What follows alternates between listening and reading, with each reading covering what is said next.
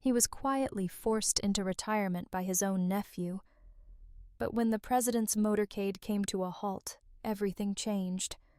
A true story of honor memory and the road that refuses to forget its driver. Would you recognize the quiet heroes in your own life? They handed me a retirement notice on the anniversary of my wife's passing. Names Reuben Claywell, 61, former federal escort driver. The badge still warm in my palm when the room's AC kicked up like a slap. Ever been told you're obsolete? By your own family? What would you have said or not said? They called it a routine performance review. I'd had plenty of those before. Usually a handshake, some mild complaints about paperwork, a joke about analog clocks, and then coffee in the break room. But this time, when I walked into the glass-walled conference room on the 3rd floor, nobody smiled. Lyle Fremont stood at the head of the table. His handshake was tight-clipped like something he'd practiced in front of a mirror. He wore a gray suit 2 shades lighter than his confidence, and smiled with his mouth, but not his eyes. Behind him were 3 people I'd seen in monthly emails but never met in-person board members, I figured. They nodded politely, already shuffling through folders as if this was just another line item on their morning agenda. I sat down at the far end, set my clipboard on the table, and waited. My hands rested on the laminated cover, shiny with age, smoothed from years of habit. Outside the window, a row of black Suburbans gleamed under the spring sun, parked in the same configuration I'd taught a generation of drivers to hold. Precision wasn't just for show. It was about control, order, safety. Lyle cleared his throat. Reuben, we're grateful for your decades of service. Truly. You've upheld standards most of us only aspire to. He gestured slightly toward one of the board members who tapped a folder twice and slid it toward me. In light of the department's modernization efforts, Lyle continued, we're transitioning several senior roles into honorary retirements. Yours among them. I blinked once. Honorary? I repeated, though the word tasted like dust. He nodded, clasped his hands. This isn't personal. It's about embracing new systems, GPS-based routing, AI traffic sync, digital redundancy planning. It's the future. And respectfully, your skill set is legacy adjacent. Legacy adjacent. I let the phrase hang. I'd driven every kind of convoy imaginable, from state funerals to surprise VIP reroutes after bomb threats, and never once missed a timing mark. I'd carried presidents and cabinet members always 4 seconds early, never a blink late. I stared at the folder. Inside paperwork pre-signed. All that was missing was my final signature. I see, I said. Lyle nodded, relieved. We thought this would go smoother without prolonged debate. Of course, your retirement package has been enhanced in light of your record, and we're naming the new scheduling server in your honor Claywell 2. How fitting. Replace the man with a box, but put his name on the login screen. I slid the folder back without opening it. What do I need to turn in keys? Badge. Access card. I reached into my jacket pocket. The badge came off its clip with a faint snap. The keys jangled softly on the table. And then I pulled out the last item, a worn laminated card that read, Driver number 76, POTUS protocol verified. I turned it once in my hand before placing it down. No ceremony, just plastic and ink.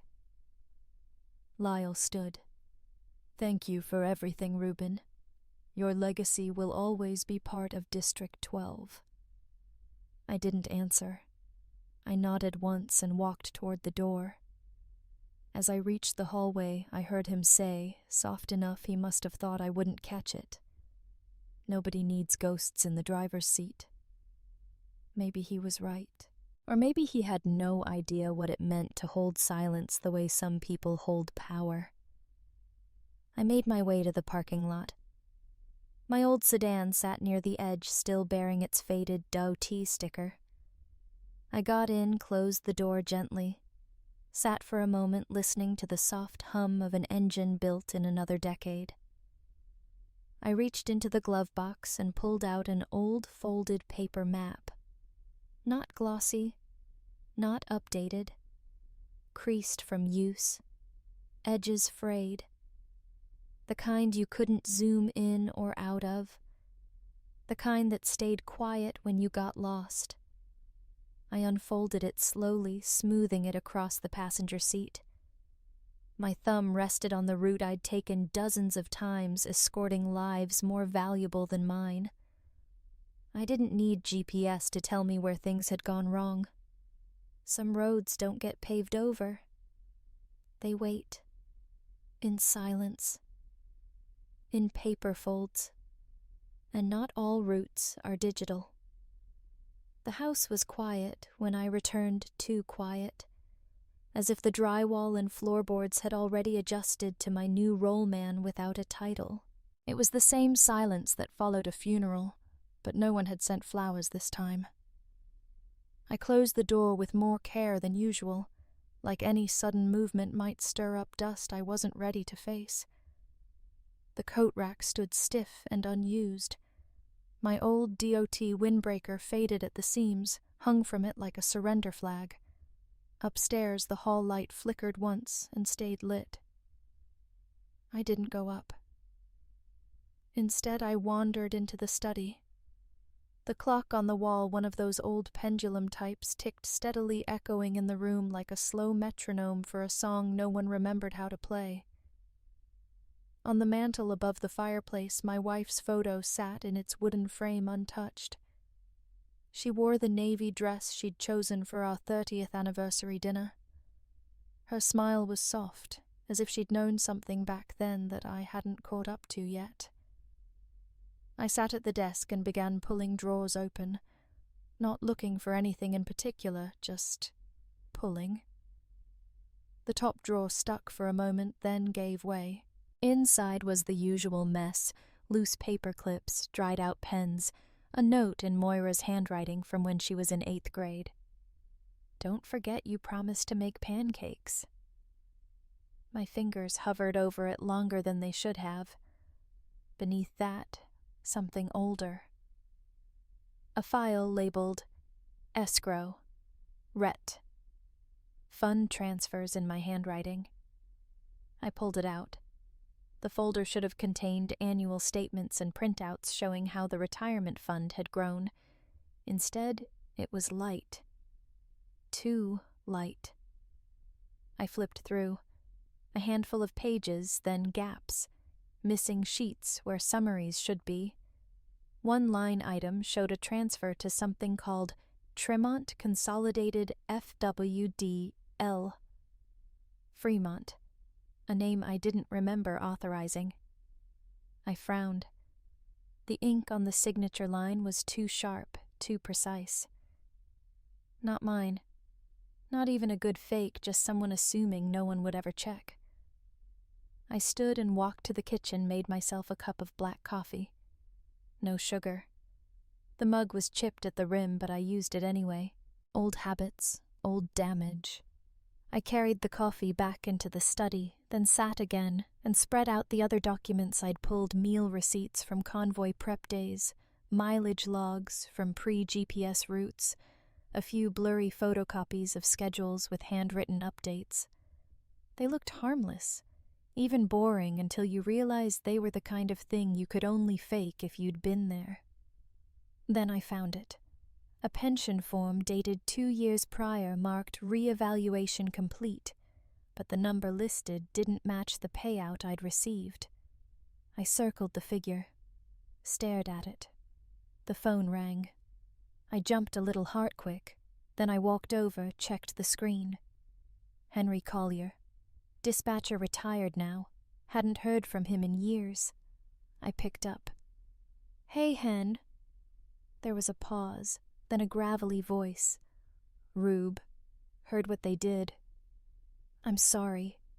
You ever see anything weird in the fund records? Another pause. Longer. Don't dig, he said. It's not worth it. Click. Line dead. I set the receiver down and let the silence return. The kind of silence that doesn't ask for anything but expects everything. There was a blinking light on the answering machine. Still, it had been blinking for months. I didn't press play. The voicemail was from Moira. I remembered the timestamp. 2 years ago. After her deployment, just before she left for D.C., she'd called. I didn't answer. She hadn't called back. I turned back to the desk, pushed aside the folder, the receipts, the schedules. My hand brushed something soft, a corner of fabric. I pulled it out, a handkerchief, pale blue. My wife's initials embroidered in one corner. Beneath it was the driver number 76 card. The very one I'd turned in that morning. Except I hadn't. I'd taken it back while no one was looking, slipped it in my coat pocket like a man sneaking a memory out of a locked room. I exhaled, folded the handkerchief again, set the card atop it, let it sit there like a question I didn't yet want to answer. In the bottom drawer, half buried under a stack of old mail and rubber bands, was a letter I'd started months ago. Addressed to Moira. Never sent. The first paragraph was crossed out. The second started with, I know we haven't talked. I stared at it, pen hovering. Maybe it was time. She walked into the diner at exactly 10:32 a.m., same as the time stamped on the voicemail she never replayed. Her uniform, pressed and perfect, still carried Washington on the shoulders. The rain outside streaked the windows behind her like the vertical smudge of metals never worn. She looked like her mother. Same cheekbones, same narrow jaw. But her eyes were steel where her mother's had been sky. I had chosen table number 3, our old booth. Back in the days when she used to draw dinosaurs on the napkins and stir her chocolate milk into pale brown foam. Today she stirred black coffee. Her spoon clinked against the ceramic in short, sharp circles. No sugar, no cream, no smile. I tried to meet her gaze and failed. The waitress came by, called me sir, and placed the usual in front of me, a ham and egg sandwich I hadn't ordered, and a chipped mug of weak coffee. Moira glanced down at the food and raised a brow. You still come here often? Enough that they remember. She stirred again. Some people stay where they're remembered. I bit the inside of my cheek. This wasn't going to be easy. I found a ledger, I said. In the house. Retirement fund transfers. Some records are missing. She didn't look up. It's probably automated. It listed a company I don't recognize. Tremont Consolidated. With your cousin's name flagged in the memo. Now she looked at me. Just her eyes. The rest of her face stayed stone. Moira, I said quietly. Her name felt unfamiliar in my mouth, like a prayer I hadn't said in too long. She exhaled through her nose. You think there's something illegal? I don't know what I think. But I was pushed out fast. And the numbers don't match. Maybe you're just not used to being out of the loop. I looked away. She wasn't wrong. But that wasn't the whole truth either. I reached into my coat pocket, pulled out a folded slip of paper, the handwritten transfer ID I'd copied down. 2015. Transfer logged. Funds moved before the system upgrade. It's not in the new statements. She didn't take the paper, but her brow twitched. Just once. Outside, a semi splashed through the gutter water, streaking the diner's front glass like a curtain being drawn. "You know I was never good at guessing your motives," I said. She sipped her coffee. "And I was never good at giving them." Silence fell between us again.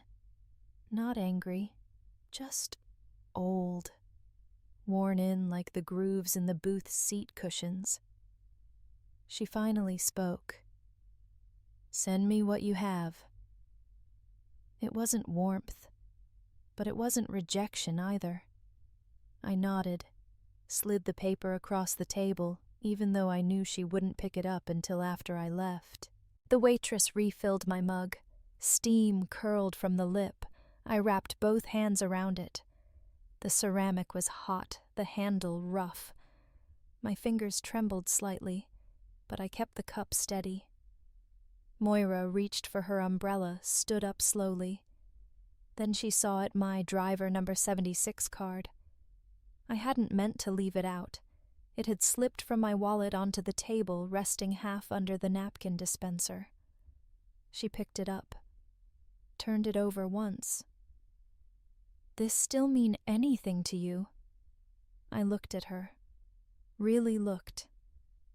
"It means I showed up," I said. She nodded once. A small, unreadable gesture. Then she slipped the card back onto the table, tapped it with one finger, and walked out into the rain. I stayed there a few minutes longer, watching the drops race each other down the window like they had somewhere more urgent to be. 2 days later, at 2:11 a.m., my phone buzzed. Moira. "That fund doesn't exist, at least not officially." I read the message twice then, once more, just to be sure I hadn't dreamed it. Outside, the streetlight flickered like an old film reel stuck on one frame. I stood at the study window in Lancaster, hands resting on the windowsill, watching the glow stutter against the mailbox and the forsythia bush I hadn't trimmed since Thanksgiving. She hadn't called. Just that one message.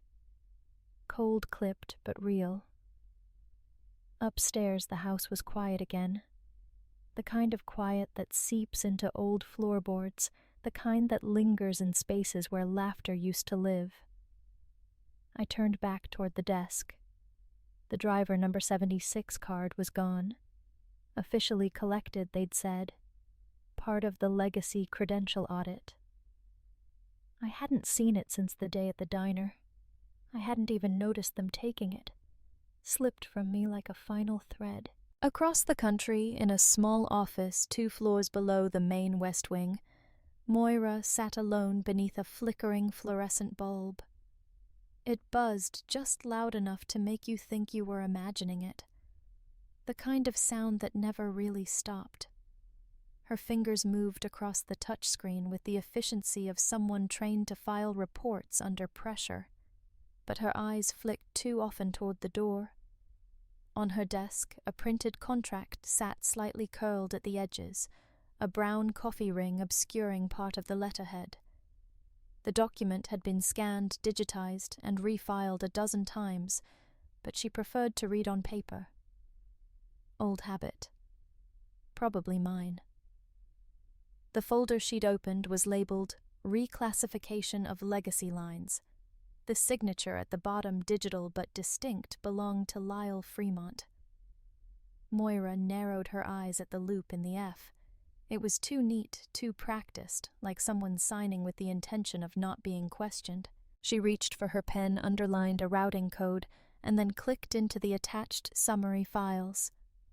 Most of the text was intact, until it wasn't blacked out rows, whole paragraphs rendered into blocks of charcoal. Redacted. She whispered, "Who redacts pension reclass files?" Then her monitor blinked. A new window slid across the corner. Anonymous sender. No subject. Just one line. Stay out of it. She froze, read it, deleted it, emptied the trash, then checked the power cord of her desktop to make sure it hadn't been swapped. The printer beside her beeped once. A single sheet slid out the system confirming auto erase. She left it there. Back in Lancaster, I sat at the kitchen table, phone beside me, line open but silent. I knew she wouldn't call. Instead, I pulled open the drawer below the old landline. Inside was a sealed envelope labeled Benefit Agreement, Revised 2015. I had made 2 copies back then, one for my own record, one to give to the lawyer I never hired. This was the annotated version. My handwriting scrawled across the margins in red felt-tip ink, compare to 2013 charter. Routing changed. Why? Initials mismatch. I walked to the study, dusted off the old fax machine, plugged it in. It groaned, blinked twice, then settled into a low hum. I fed the 3 pages in, typed the number she'd once scribbled on the inside of a birthday card, and never confirmed she still used. The pages went through. 10 minutes later in her office, the fax spat out the copies in grayscale blur. Page 1, faint but legible. Page 2, slightly crooked with a crease in the margin. Page 3, clear. There it was, a routing number at the bottom, not for any pension fund or Federal Reserve, but listed as part of a discontinued development grant, Northern Corridor Initiative, a project shelved during administration turnover, redirected funds, quiet dissolutions. Her phone buzzed again.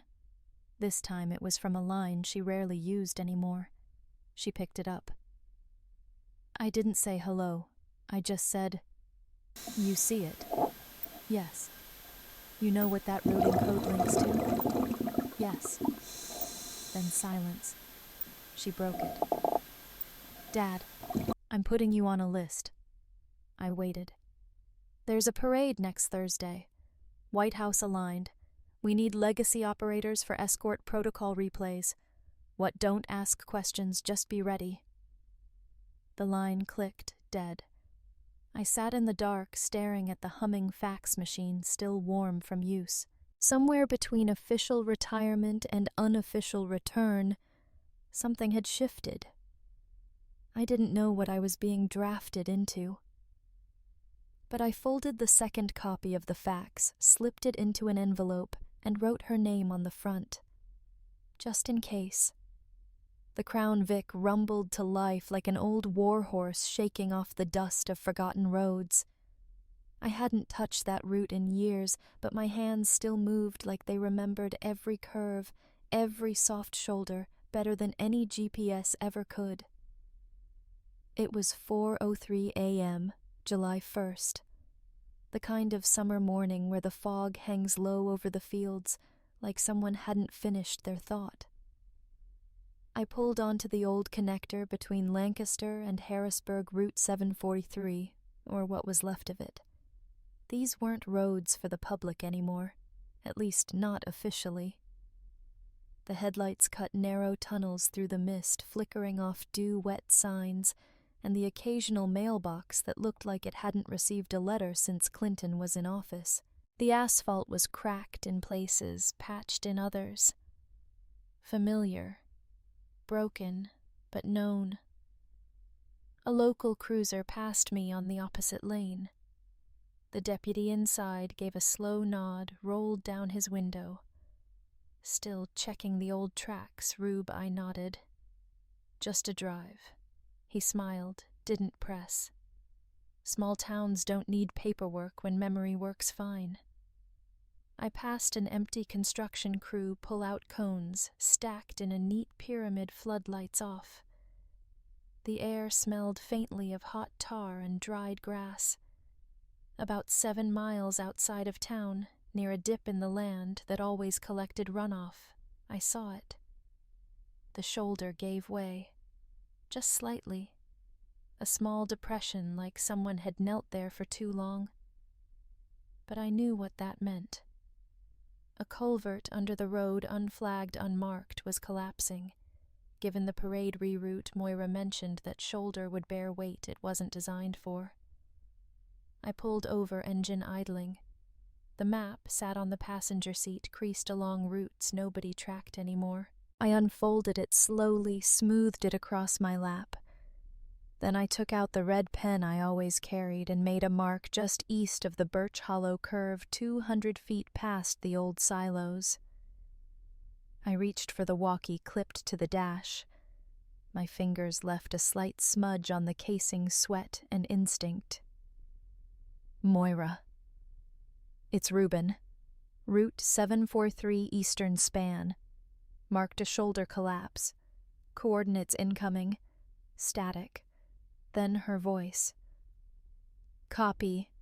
Send the mark. I relayed the numbers. Old habits. Precise, clear. My voice didn't shake. She didn't hesitate. Understood. I'll reroute the entire east flank. Quietly. I clicked off. No ceremony. No acknowledgement. Just action.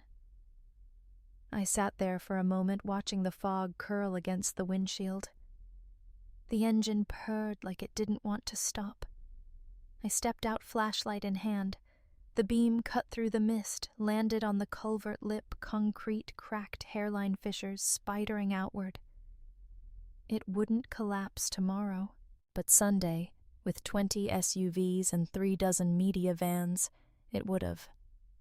I took a photo, marked the time, folded the map back along the same lines. Driving back, the diner on 2nd and Main had its lights on. I slowed. The windows fogged slightly from the fryer condensation gathering in lazy streaks, and there, taped inside the glass, was the official flyer for the parade honoring legacy service, July 4th, Presidential Escort Route Harrisburg to Capitol Steps. I scanned the list. Ceremonial drivers, retired chiefs, executive transport advisors. No mention of me. Just as expected. I nodded once, like someone confirming a ghost sighting to themselves. Then I turned the car around and drove home. Some roads don't want your name on them. They just need you to show up when it matters. They said I could stand near the equipment bay. Not in the lineup, not in the shot, just nearby. That suited me just fine. The July sun was already hot by 9:00 a.m., making the asphalt shimmer around the edges. Flags snapped in the breeze like distant rifles. The square was crowded, organized chaos tents, flapping kids with ice pops, veterans in outdated dress blues, sitting stiff in folding chairs. Giant LED screens flanked the square. They streamed delayed coverage from the west flank of the route motorcade, inching forward, crowds waving. The feed flickered occasionally, but the crowd didn't seem to mind. I adjusted the brim of my cap, stood still. Moira was near the operations tent headset on issuing calm, clipped directions. Even from a distance, she looked like she belonged here. Starched uniform, nameplate straight, gaze alert. She caught my eye for half a second, then turned away. Not coldly, just deliberately. Lyle stood with the press crew, wearing his operations chief badge like a chest medal. His face was already glistening with sweat, but his grin was dry and satisfied. He kept glancing toward the camera crew, mouthing something about protocol optimization. A breeze passed, lifting the corner of a laminated map clipped to the side of a control board. I recognized the outline of the old route crossed out in red. The detour we'd created 2 nights ago was now permanent in ink. Then came the buzz. Not from the crowd, from the ground. The low, familiar hum of convoy tires rolling over tight pavement. I turned just enough to glimpse the sleek curve of the presidential limo rounding the bend, gliding slow, perfect, and silent. The crowd stirred. Phones rose. The LED screen caught up, showing the same moment from a half-second behind. The limo slowed. Then it stopped. There was no obstruction, no mechanical issue. It just stopped. A collective intake of breath moved through the square. Then the door opened. POTUS stepped out. No speech, no podium, just footsteps on pavement, crisp and clear. He walked past the honor guard, past the row of medals and cameras, and straight toward the equipment bay toward me. I didn't move. I didn't blink. He stopped exactly 3 feet in front of me. The Secret Service agents tensed. Moira's posture stiffened. Lyle looked like someone had unplugged his microphone. The president looked at me not with recognition, but with understanding. He raised his hand in salute. Not performative, not scripted, just quiet recognition. I returned it, my arm slow but steady, the salute of a man not needing permission anymore. Behind him, the motorcade paused like a held breath. Moira stepped forward. Her boots echoed just once against the concrete. She didn't speak. She held something in her gloved hand. It caught the light reflected off the polished edge like a mirror from the past. It was my driver number 76 card, laminated, edges trimmed, badge number restored. She offered it silently. I reached out, took it with my left hand. No ceremony, no press flash, just a gesture returned. She nodded once, not smiling, but not stone. I pocketed the card and stepped back, letting the convoy move forward.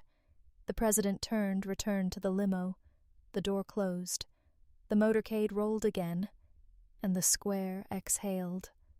Lyle looked pale as if someone had drained the sun from his face. The flags continued fluttering overhead. Somewhere a brass band resumed playing, but softer now, like it understood something had just happened. No one quite knew how to name. They offered me a spotlight. I asked for a bench with my name on it instead. It was a quiet Tuesday morning in October. The kind of crisp air that reminds you summer has truly left, but winter hasn't arrived yet. Just enough chill to make you pull your collar up without thinking. The leaves had begun to settle in corners of the parking lot, scraping along the pavement in lazy curls. The building had changed, but not too much. They'd kept the bones. District 12's old garage, once echoing with engine grunts and oil-stained boots, was now the Federal Driver Legacy Hall. The inside had been scrubbed, retiled, painted in warm whites and steel blues. The west wall bore a mural made from laminated escort maps and old ID badges arranged like a highway network blooming outward from the center. Moira stood near the entry, clipboard in hand, dressed down in a linen blazer and flat shoes. The lines at her eyes had softened. Or maybe I was just seeing her without the uniform. A school group had gathered near the old time clock. Kids with bright orange lanyards fidgeting and whispering in that respectful way teachers drill into field trip groups. One girl, no older than 10, raised her hand. Did Mr. Claywell work here? Moira didn't miss a beat. She turned to the plaque mounted on the brick column by the north wall. It read, Reuben Claywell, District Escort Coordinator, 1979-2017. He held the line before anyone saw the crack. He worked here, she said. He didn't just drive the route. He remembered it, even when the system forgot. I stood off to the side by the rebuilt break table. Someone had put out cookies. A retired driver I hadn't seen in 20 years offered me a smile, eyes glassy. I nodded but said nothing. Another boy tugged at his teacher's sleeve, pointing toward a framed photo on the wall, a presidential limo half obscured by dust mid-curve. I reached into my jacket pocket and unfolded a map, creased soft edges slightly frayed. On it were pencil markings, red pen notations, and one loop drawn like a question mark in the northwest quadrant. "This one's more accurate," I said, handing it to him. He looked up at me, unsure whether to take it. Then his fingers touched the paper like it might dissolve. In the back corner, someone had set up a reading alcove, a carpeted bench, a basket of junior driver books, and a child reading aloud in slow syllables that echoed strangely across the old tile floor. I didn't hear the words. I only heard the cadence. Steady, certain. Moira passed behind me, pausing only to pat my shoulder once, just once, and kept walking. There were no cameras, no interviews, no microphones, only memory. And as I walked toward the exit, I saw the bench. It was simple wooden, dark-stained. Carved into its surface without flourish or font were 5 words. He kept us steady. I ran my fingers along the grooves one at a time. It wasn't for display. It wasn't even meant to be read aloud. It was just there, waiting. A breeze came through the open window, and for once I didn't reach to shut it. Let the world in, I thought. Let the air shift the dust and silence. Spring had returned to Lancaster with its usual quiet insistence. Soft rain at night, daffodils pushing through cracked sidewalks, and mornings like this warm enough for coffee on the porch, but still sharp in the shadows. I sat on the swing I'd oiled the week before. The chains creaked with every motion, a rhythm steady as my breath. On the small table beside me, a mug of black coffee steamed next to a worn book and a folded newspaper I hadn't yet opened. Across the street, the crew worked in calm coordination. No big announcements, no banners, just steady repaving of the route I once knew better than the back of my hand. I didn't need to ask what they were doing. A new street sign leaned against the nearest lamp post. It read, Claywell Lane. I said nothing. The screen door eased open behind me. Moira stepped out slower these days, not from age, but from thought. She sat beside me without a word. We shared the space like we used to when words weren't necessary. She placed a magazine on the table. The cover showed a faded photo of the old escort fleet backlit by morning sun. The headline read, "The Man Who Was Always Driving." I didn't reach for it. Didn't need to. The words were already with me. She leaned back, folded her arms. "It went to print yesterday," she said. Wind flipped the magazine cover, revealing a photo of the bench inside the Legacy Hall. A little girl was sitting on it, tracing the letters of my name with her finger. Down the block, a postal truck eased past. The driver, maybe mid-30s, gave a casual wave. Then, seeing me, he slowed just enough to nod, not recognition by face, but by presence. I nodded back. From the sidewalk, a young girl on a scooter stopped, pointing. "Is that him?" she asked her mother. Her mom didn't raise her voice, didn't explain. She just said, "That's him," and kept walking. The girl smiled. I turned my gaze back to the porch wall. There, next to my wife's photo, her smile caught forever in a 4th of July picnic frame, hung the framed driver number 76 card. The plastic had yellowed slightly with time, and the corner curled just enough to show it had once been pocket-worn. I reached out, touched the edge of the frame with 2 fingers. No words. Just a moment. Moira reached for the coffee pot inside. I let the swing rock forward once more.